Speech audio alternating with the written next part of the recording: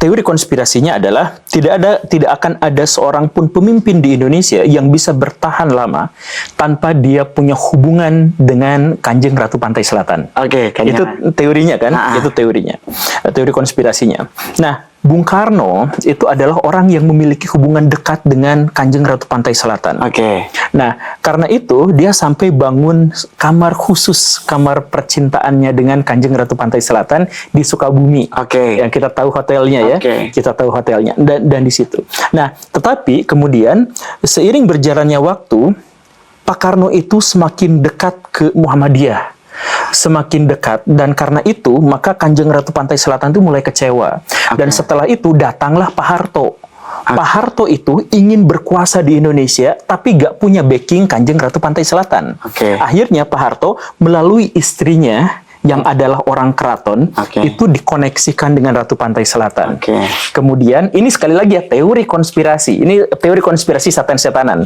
Mau percaya mau enggak ya sebaiknya nggak usah percaya. Tapi gini, ketika Pak Harto itu akhirnya deal-dealan dengan Ratu Pantai Selatan itu mengatakan kurang lebih seperti ini. Oke, saya akan jadikan kamu sebagai presiden. Saya akan gulingkan Pak Karno, suami saya. Tapi syaratnya berikan saya tumbal 1 juta manusia. Dan itu akhirnya konspirasinya. Dan akhirnya terjadilah peristiwa G30S PKI di mana 1 juta orang Indonesia dibantai semuanya. Dan itu dalam cerita itu akhirnya meluluhkan hati Ratu Pantai Selatan untuk akhirnya berdekatan dengan Pak Harto.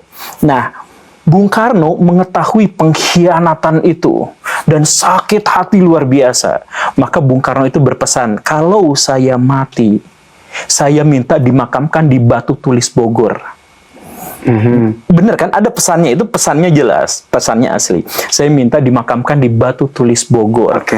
Karena di sana itu apa? Di sana itu adalah kekuatan Prabu Siliwangi. Jadi iya, makhluk-makhluk astral yang sama kuatnya dengan Ratu Pantai Selatan. Jadi pengen balas dendam di alam gaib.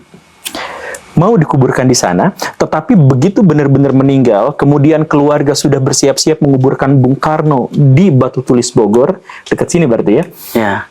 Pak Harto langsung mengeluarkan perintah, jangan pernah dikuburkan di sana, kuburkan di Blitar. Dikirim jauh-jauh ke sana. Itu keluarga nggak ada yang setuju, Pak. Keluarga Bung Karno itu nggak ada yang setuju. Tapi kemudian dipindahkan ke sana. Nah, sekali lagi ya, ini teori konspirasi mau benar atau enggak, silahkan saja.